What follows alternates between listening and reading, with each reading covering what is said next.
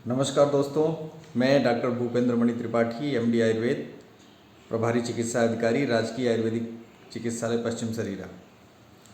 आज के सत्र में मैं जो बात करने जा रहा हूँ एक बहुत ही महत्वपूर्ण प्रश्न होता है आप लोगों की तरफ से, रोगियों की तरफ से, कि साहब परहेज़ बहुत बताते हैं। आयुर्वेद में परहेज़ का पालन, पथ्य का पालन बहुत करना पड़ता है।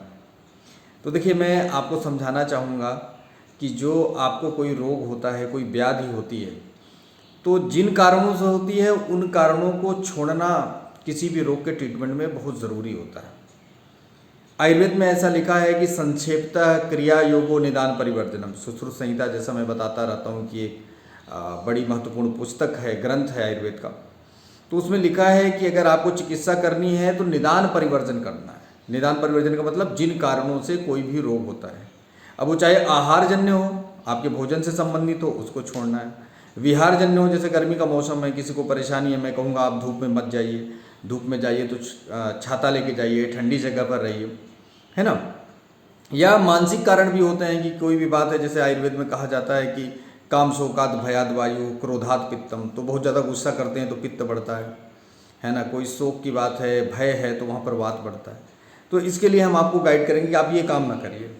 लोग कहते हैं साहब 15 दिन से मूंग की दाल खिला रहे हैं, आप मूंग की दाल ही खा रहे हैं। अब आपको ऐसी कोई पाचन संस्थान से संबंधित समस्या है तो वहाँ पर आपके लिए हम रिकमेंडेशन करते हैं कि छिलके वाली मूंग की दाल खाइए, कि बिना छिलके वाली मूंग की दाल खाइए। उसको कैसे खाएंगे, किस तरह से बना के खाएंगे, कितने दिन खाना है, तो इन सब चीज़ों का बड़ा सूक्ष्म विवेचन आयुर्वेद में है और यही आयुर्वेद की विशेषता है। आयुर्वेद में एक बात ये भी कही है, एक वैद्य हुए हैं बहुत बड़े, लोलिम्बराज, उन्होंने एक श्लोक लिखा है। पहले मैं श्लोक बताता हूँ, फिर उसका हिंदी बताता हूँ। उन्होंने कहा पथ्ये सति गदार्थस्य किम औषध निषेवणे, मतलब अगर आप पथ्य का पालन कर रहे हैं, परहेज कर रहे हैं, तो आपको औषधि की ज़रूरत नहीं है, दवाई की ज़रूरत नहीं है। और पथ्ये असति गदार्थस्य किम औषध निषेवणम, तो अगर आप पथ्य का सेवन नहीं कर रहे हैं तो भी आपके लिए दवाई का कोई मतलब नहीं है। अब आपको डायबिटीज़ है, शुगर है, हमने आपको दवाई दी, आपको कहा कि मीठा ना खाइए, आप यहाँ से जाके रसगुल्ला खा रहे हैं, तो वहाँ पर दवाई का कोई औचित्य नहीं।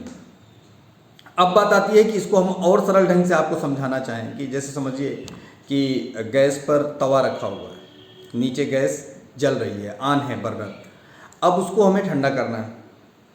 तो आप उस पर पानी डाले जा रहे हो, तो थोड़ी देर के लिए हो सकता है वो ठंडा हो जाए, यद्यपि पूरी तरह से ठंडा नहीं होगा जब तक गैस आप बंद नहीं करेंगे, लेकिन फिर गर्म होगा, दुगनी ताकत से गर्म होगा, भाप भी निकलेगी। उसी तरह से अगर आप बीमार होते हैं तो आपको परहेज या पथ्य पालन करना होता है।